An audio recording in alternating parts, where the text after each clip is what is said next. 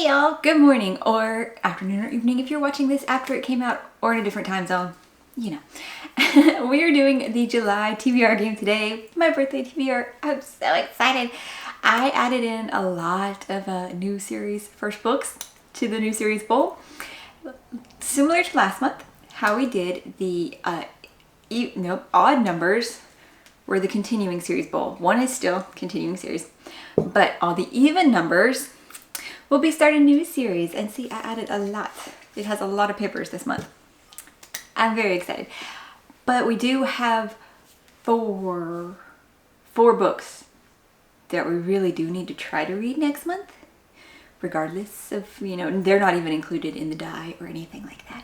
But I'm going to roll 7 times because July. Any even numbers though will be the start of a new series instead of from the list of just standalones that are the other numbers. I think I talked too much for the beginning of this video. If you're new here, welcome to the Babble. I'm Morgan and thank you so much for joining me. You can also check out my Instagram where I'm trying to post more regularly with my book review stuff and just bookish posts. I'm trying. And no, mine's not generally aesthetics. I'm not good with the aesthetic bookstagram stuff. Still rambling, my bad. Let's get into the game and then I will explain what those other 4 books that I'm going to read in July are. Someone has to move them. She's currently sitting where the dice rolls, and so I'm pretty sure all the dice camera sees is cat butt. Alright, let's start our first roll, and I hope I didn't lose too many people with the babbling. I know it's a problem. It's probably a problem. I don't know. Talking is hard. Okay. Roll number 1. On the table. And we got a 2, so that means we get to start off a new series. Okay. There are some standalones though that are on like the regular numbers. That one fell out. Okay, we will go for the one that fell out. But I would like to get to, and our first book is, I did not rip it, Ninth House. Okay, this technically the second. The Ninth House has come up. Well, oh, not out of the bowl though. The first time Ninth House came up was supposed to be for the readathon. Ninth House by Leigh Bardugo follows a student who is going to Yale. She received a scholarship to go to Yale by a benefactor, and the only requirement though is that she looks into their secret society. So there might be occult connections here.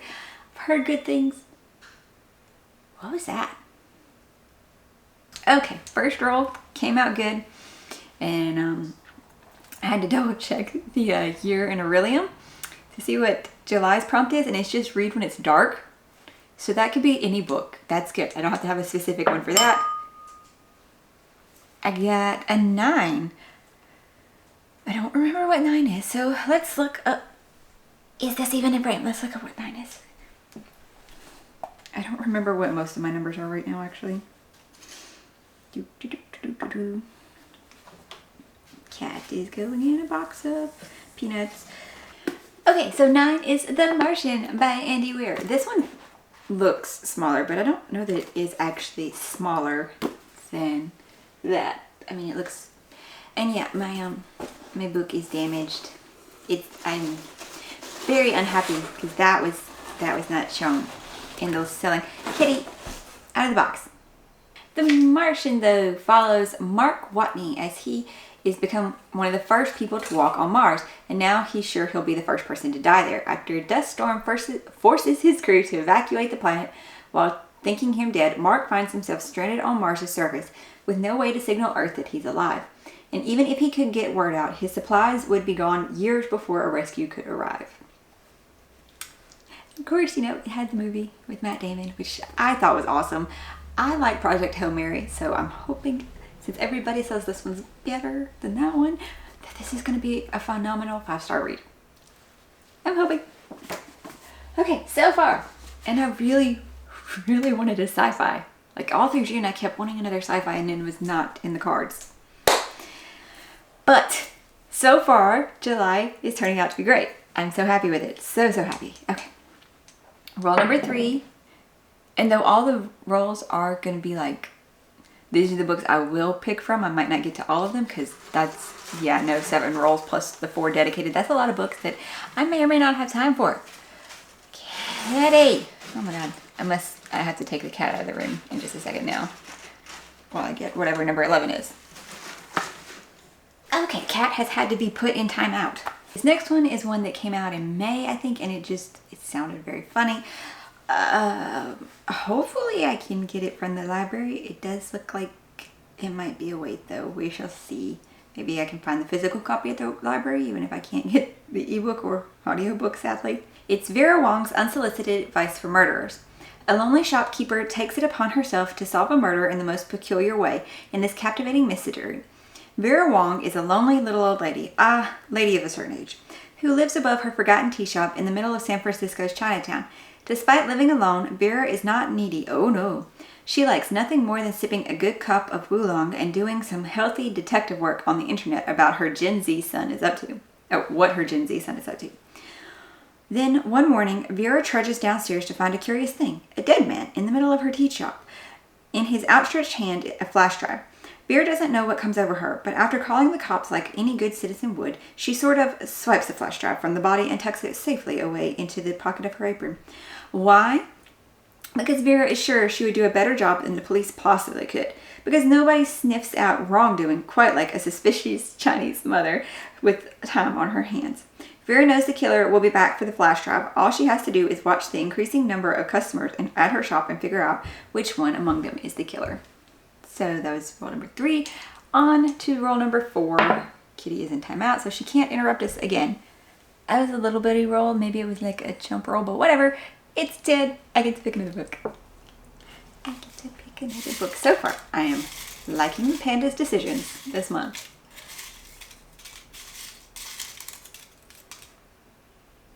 Okay, maybe not that one then.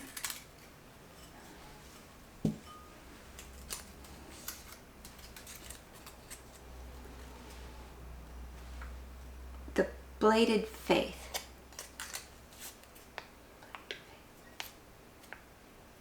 What's this one again? Not the right response, probably, right? Yeah. Oh, it's the first one in the Vagrant God series that had the sequel came out recently. Okay, it's gonna be a trilogy. The Bladed Faith is by David Dalglish. It follows Cyrus, who when he was only 12 years old, his gods were slain, his country invaded, and his parents, the king and queen, beheaded in front of him. Held prisoner in the invaders' court for years, Cyrus is suddenly given a chance to escape and claim his revenge when a mysterious group of revolutionaries comes looking for a figurehead. They need a hero to strike fear into the hearts of the Imperial and to inspire and unite the people. They need someone to take up the skull mask and swords and become the legendary Vagrant, an unparalleled hero and assassin of otherworldly skill. But not all is as it seems. Creating the illusion of a hero is the work of many, and Cyrus will soon discover the true price of his vengeance. And by clicking on this, it says cover to be revealed soon for book 3, so that's kind of cool. The sequel was The Sapphire Altar. I knew it had a jewel name in it, so okay, because yeah, I heard really good things about it. So I was like, okay, I'm going to put it in the bowl. I'm going to try this series. And look, it came up. And I might try it this month. Okay, I did. Well, 5. Maybe I did want 5. 1 moment. Sorry, child eruptions after the dice rolled off. So we're going to try roll number 5 again. Because, yeah, that didn't, I should have just kept the 5. But it felt like it dropped out of my hand. But then it rolled off the table. So I think it was telling me I probably should have kept the 5. But we've already moved on. And hopefully the child eruptions will cease now. We'll see. So roll number 5 is going to give us... It's going to give us a 5. Okay, so see? That's what it's telling me. Should have stuck with the 5, which was... The People We Meet on Vacation by Emily Henry. I guess that's a good beach read book, though, when we go to the beach. Let's find its actual description, shall we? So, of course, you know, it has a slight holding time as well. But hopefully, you know, we'll see what it is. 2 best friends, 10 summer trips, 1 last chance to fall in love. Poppy and Alex, Alex and Poppy. They have... No, I don't want to submit anything right now. Thank you. Google pop-ups. They have nothing in common. She's a wild child. He wears khakis. She has an insatiable wanderlust. He prefers to stay home with a book. And somehow, ever since a fateful car share home from college many years ago, they are the very best of friends. For most of the year, they live far apart. She's in New York City, and he's in their small hometown. But every summer for a decade, they have taken one glorious week of summer vacation together. Oh, I didn't say that. Until 2 years ago, when they ruined everything. They haven't spoken since. I'm not going to read anymore. I'll go in a little bit blinder to the rest of it. All right. I took the 5, okay? I took the 5. Now you can give me whatever you want, guys. Roll number 6. So 2 more rolls. And we get a 4. Okay. Yay me. I get to start another series. Another series to maybe become obsessive and, you know, take forever to finish. Just like all the other ones in the other bowl. I should really probably stick with it more. Like finish. Knock a whole series out before starting other things. Okay. This one looks like it might be older than the others. Ooh. Okay. Okay. Daughter of the Drowned Empire by someone. By someone. Okay. Daughter of the Drowned Empire by Frankie Diane Malice is book 1 of the Drowned Empire series that looks like it might have 5 books. These covers, though, are so pretty. Like, stunning covers for all of them. It says Cleopatra meets Throne of Glass in this stunning fantasy debut. 19-year-old mage Lady Lyrena Batavia is third in line to the seat of power of Bamara, a position of wealth and privilege, but not safety. Bamara falls under the rule of the Lemurian Empire, survivors of a celestial war whose island sank in the drowning. Now all Lumerians submit to the Emperor and his strict laws about magic. He decides what magic can be practiced and what powers remain forbidden. He decides who will die for possession of forbidden magic. Lyra's own cousin was executed for wielding the wrong kind, and for years, Lyra has sworn to protect her older sisters, helping them conceal their own illicit magic. She has to protect her older siblings. But when Lyra must participate in the ceremony that reveals her power, she uncovers something else entirely, something that means banishment from the Empire. Faced with death and exile and leaving her sisters behind, Lyra has no choice but to accept a deadly contract. She has 7 months to train as a warrior and pass the Emperor's brutal test of strength without magic.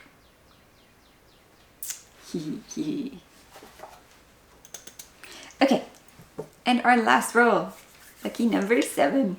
Oh my goodness. It's going to be hard to choose which of these to really focus on next month, I think. Ooh, and we get a 3. Okay, I like 3s. I don't think we've seen a 3 yet this month, right? Yes, no, yes, no, yes, no. Okay, we got another rom-com book, so another one to try to take to the beach. Because that's where I will try to do that. Probably shouldn't do heavy fantasies at the beach. And a 3 was The Love Hypothesis by Allie Hazelwood. Yep, we're finally going to try it. So much blurbs, even on the library entry for it. When a fake relationship between scientists meets the irresistible force of attraction, it throws one woman's carefully calculated theories on love into chaos. As a third-year PhD candidate, Olive Smith doesn't believe in lasting romantic relationships, but her best friend does. And that's what got her into this situation. Convincing On that Olive is dating and well on her way to a happily ever after was always going to take more than hand-wavy Jedi mind tricks. Scientists require proof, so like any self-respecting biologist, Olive panics and kisses the first man she sees. That man is none other than Adam Carsland, a young hotshot professor and well-known ass. Which is why Olive is positively floored when Stanford's reigning lab tyrant agrees to keep her charade a secret and be her fake boyfriend. But when a big science conference goes haywire, putting Olive's career on the Bunsen burner, Adam surprises her again with his unyielding support and even more unyielding six-pack abs.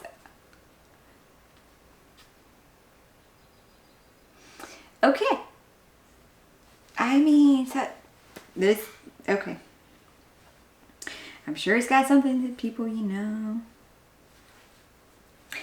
really like about it, that description. I mean, it's opposites, fake dating, stuff like that. Well,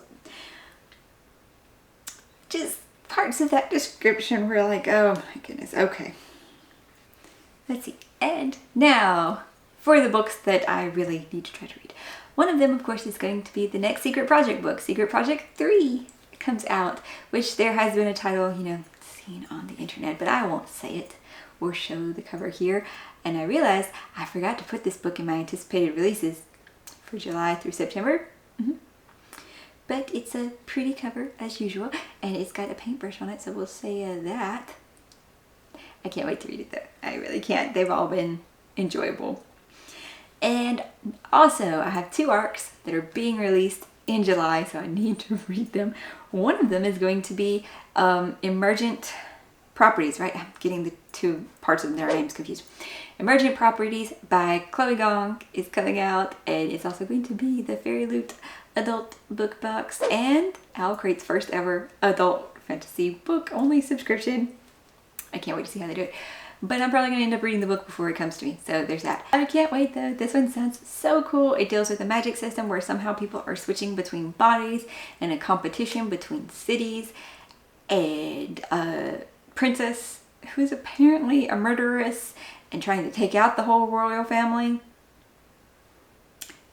And star-crossed loves. Somehow I really don't understand how that's supposed to work, because he's supposed to be, you know, entering the competition to get money because he's in debt, because he's been trying to find a way to wake up his childhood love.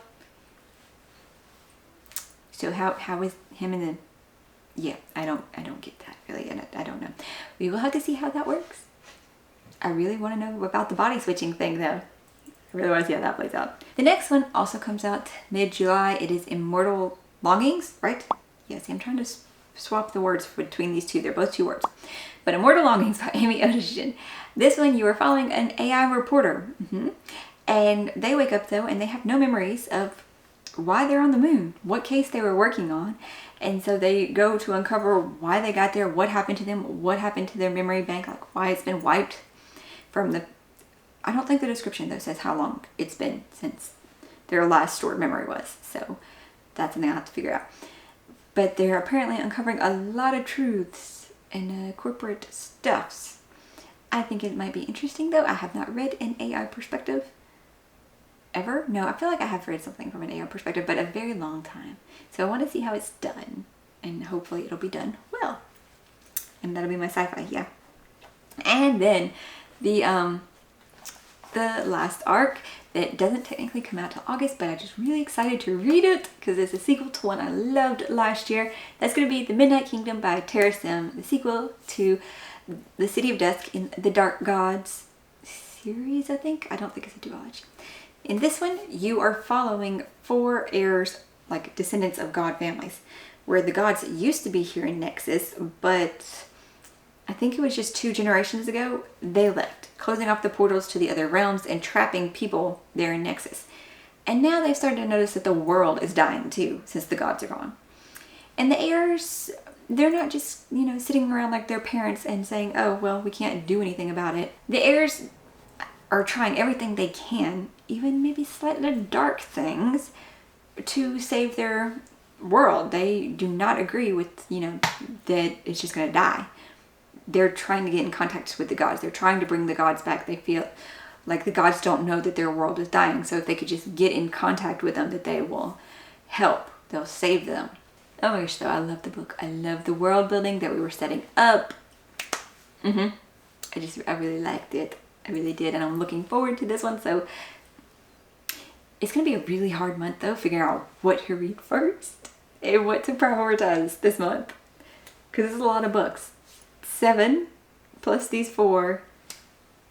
That's a lot of books. But I'm excited. And I wonder if I'm going to grab something not on the list and then something on the list doesn't get read. I don't know. Some of them are really going to depend on the library that the library holds and getting... Yeah. Okay.